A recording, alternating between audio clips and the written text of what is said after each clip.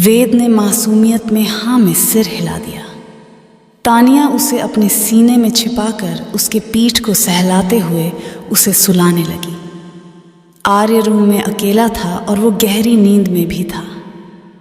तभी उनके कमरे में किसी आदमी की परछाई रूम में एंटर हुई और धीरे धीरे आर्य की तरफ बढ़ने लगी।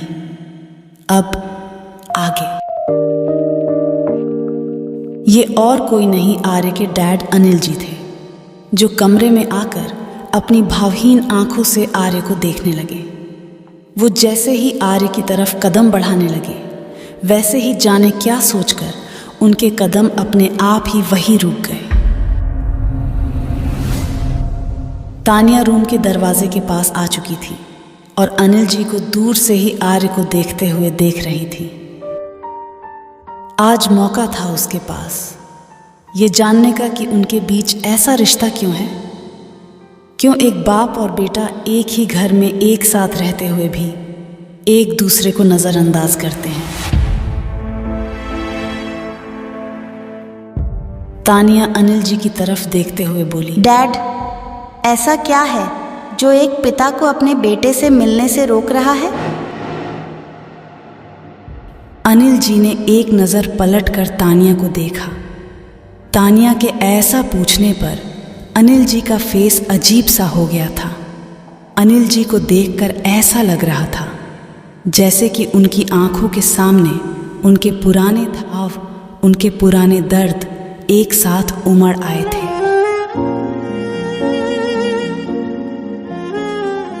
अनिल जी तानिया की बात का जवाब दिए बिना ही वहां से निकल गए। उन्हें यूं जाते हुए देखकर तानिया मन ही मन ठान चुकी थी कि वो इस बात का पता लगाकर ही रहेगी कि दोनों के बीच क्या हुआ था। और वो अनिल जी को भी इस बारे में पता लगने नहीं देना चाहती थी, क्योंकि अनिल जी के इस रिएक्शन से तानिया इतना तो समझ चुकी थी कि ज़रूर उनके पास्ट में कुछ बहुत बुरा हुआ है, जिसके बारे में अनिल जी बताना तो दूर, सोचना भी नहीं चाहते।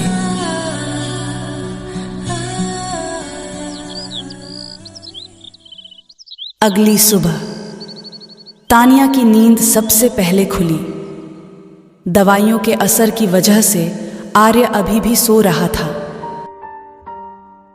उसे सोता हुआ देखकर तानिया को भी एक सुकून मिल रहा था। डॉक्टर ने आर्य को ज्यादा से ज्यादा रेस्ट करने के लिए कहा था। तानिया भी यही मेक श्योर कर रही थी कि वो अपनी बॉडी पर बिल्कुल भी स्ट्रेस ना दे। तानिया उठ गई और फ्रेश होने के लिए वॉशरूम चली गई। 1 घंटे के बाद वो नहाकर रेडी हो गई। उसके बाल अभी गीले थे, इसलिए वो इसे टॉवेल से उन्हें सुखा रही थी।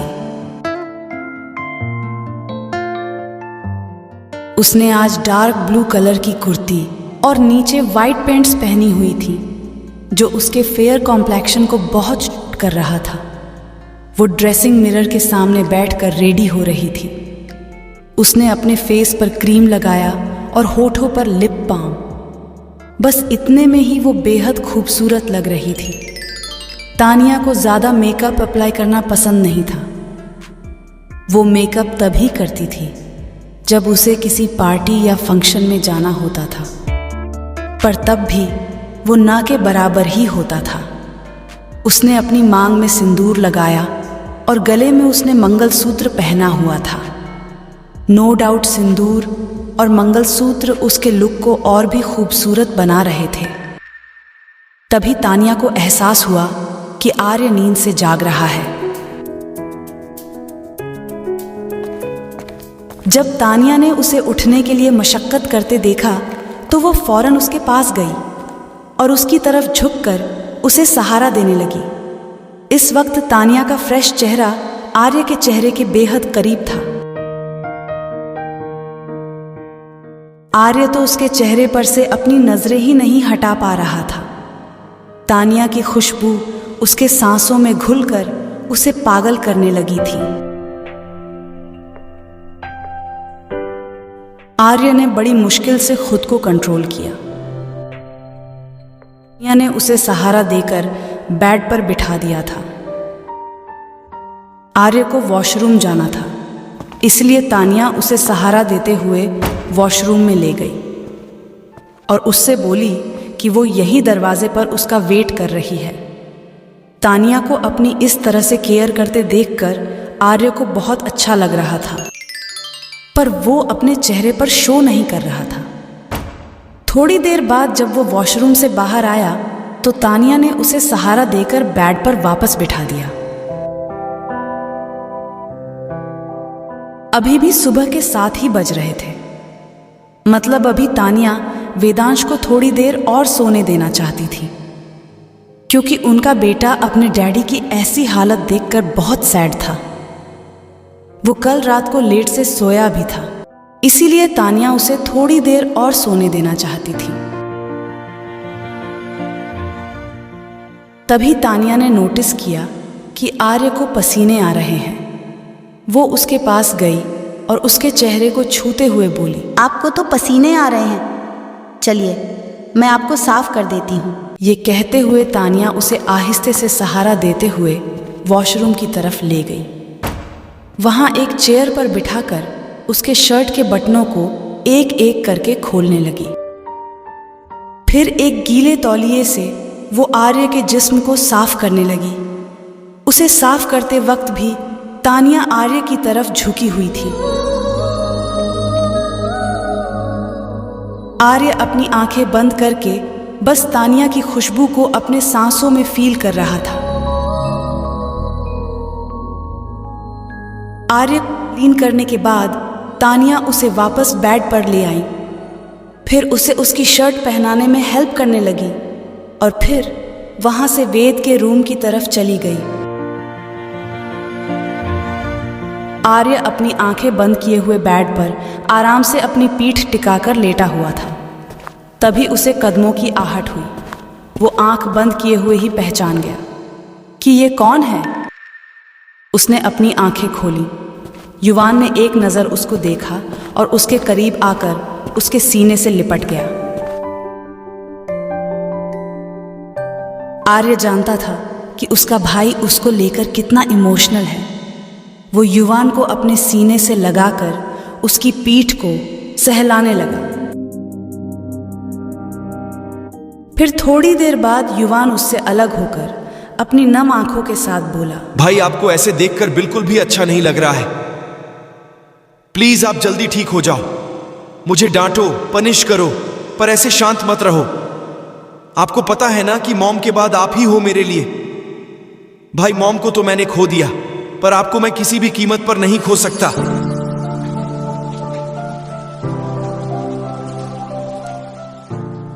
ये कहते हुए युवान एक बार फिर आर्य के सीने से लिपट गया। आर्य अपने एक हाथ से उसके सिर को सहलाने लगा। युवान अपने भाई से मिलने के थोड़ी देर बाद रूम से बाहर चला गया। उसके जाने के बाद आर्य विक्रांत खन्ना के बारे में सोचने लगा, जिससे उसका चेहरा पूरी तरह डार्क हो गया। उसकी जलती आंखें बता रही थीं वो इस वक्त कैसा फील कर रहा था। विक्रांत की वजह से उसके भाई, उसकी वाइफ और उसके बेटे की आंखों में आंसू आए थे, जिसे सोचकर ही आर्य का गुस्सा और बढ़ रहा था। फिर उसने तेजस को कॉल किया और बात करते करते बालकनी में चला गया। आर्य अपनी सर्द आवाज में बोला, तेजस, विक्रांत खन्ना को एक खूबसूरत सा सरप्राइज दो। मेक श्योर कि ये सरप्राइज उसके होश उड़ा देने वाला होना चाहिए। तेजस समझ गया कि उसे क्या करना है। उसके बाद आर्य ने तेजस को कुछ इंपॉर्टेंट इंस्ट्रक्शंस देते हुए कॉल को डिस्कनेक्ट कर दिया। तभी आर्य को अपने ऊपर किसी की नज़र फील हुई और वो पीछे पलटा। उसने देखा कि ये तानिया थी जो उसे ही घूर रही थी। तानिया उसे घूरते हुए मन ही मन बोली, वैसे तो मुझे बहुत लेक्चर देते रहते हैं कि तुम अपना ध्यान नहीं रखती, जैसे खुद तो अपना बहुत ध्यान रखते हैं। आर्य तानिया की तरफ अपने कदम बढ़ाते हुए बोला। वो इसलिए बेबी क्योंकि तुम्हें एक्स्ट्रा केयर की जरूरत है, और मैं तो वैसे भी जल्दी रिकवर हो सकता हूँ। तानिया पीछे हटते हुए आर्य की तरफ देखकर बोली। कोई ज़रूरत नहीं है सुपर हीरो बनने की, आप चुपचाप रेस्ट करेंगे, मतलब रेस्ट करेंगे। आर्य उसके क्यूटनेस से भरे ऑर्डर को सुनकर स्माइल करने से खुद को रोक नहीं पाया, पर जल्द ही उसने ये अपने चेहरे में ही छिपा लिया। आर्य अभी भी तानिया की तरफ बढ़ रहा था। ये देखकर तानिया धीरे से बोली। आप मेरे करीब क्यों आ रहे हैं? चुपचाप एक जगह खड़े रहिए ना। पर तानिया की बातों का आर्य पर कोई असर नहीं हो रहा था। वो तानिया के बेहद करीब आकर उसके चेहरे पर आ रहे उसके बालों को उसके कान के पीछे करते हुए और उसके गोरे गालों पर हाथ फेरते हुए बोला। तुम भी चुपचाप एक जगह खड़ी नहीं रह सकती क्या? तुम मुझसे इतना डरती क्यों हो? तानिया उससे नजरें चुराते हुए बोली। मैं कहाँ मैं नहीं डरती आपसे। आर्य उसके चेहरे को अपने हाथों में भरते हुए बोला। तुम मुझसे नजरें चुराने का क्या मतलब समझूं मैं? तुम डरती हो ये सोचकर कि कहीं तुम्हें मुझसे प्यार ना हो जाए।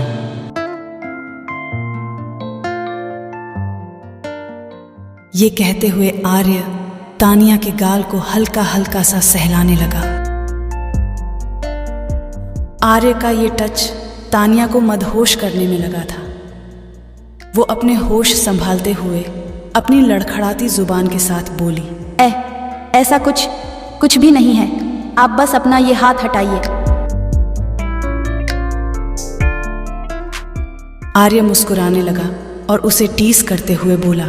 अगर ना हटाऊं तो? ये कहते हुए वो तानिया की तरफ झुककर उसकी खुशबू में खोते हुए उसके सीने से लग गया।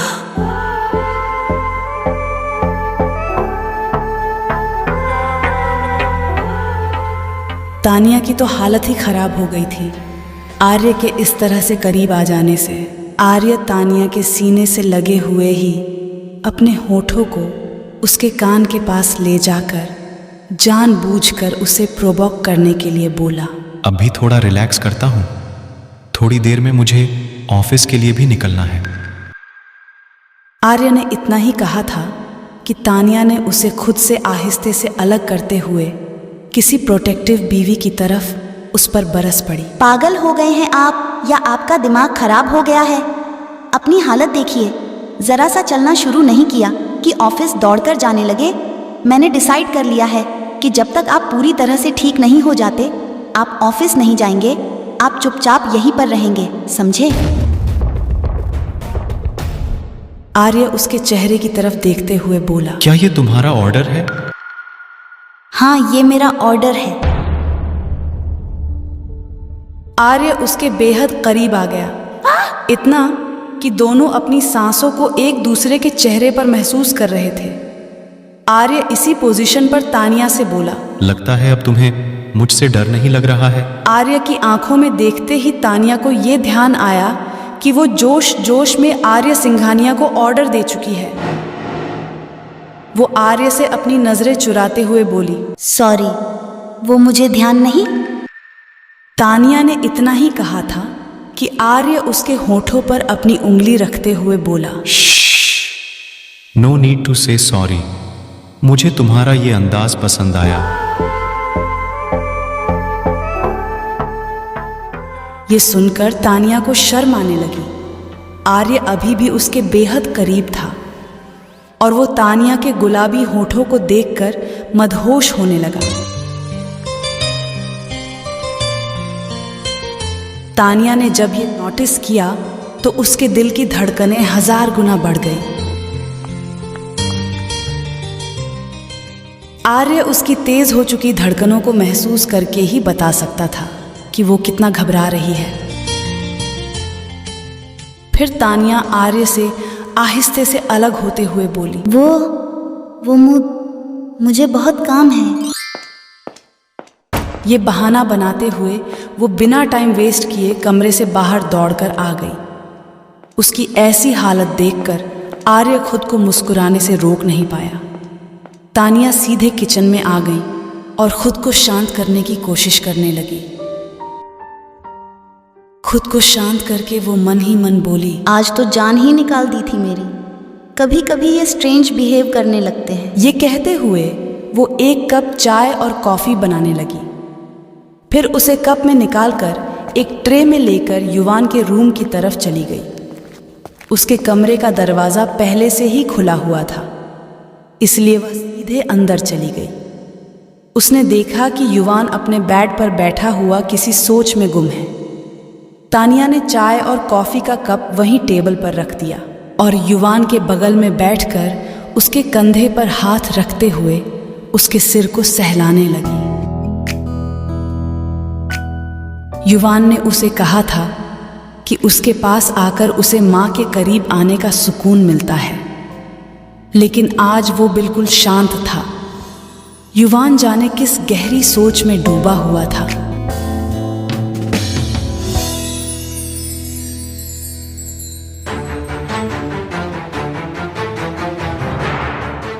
क्या तानिया और आर्य की बीच की दूरियां अब खत्म होंगी?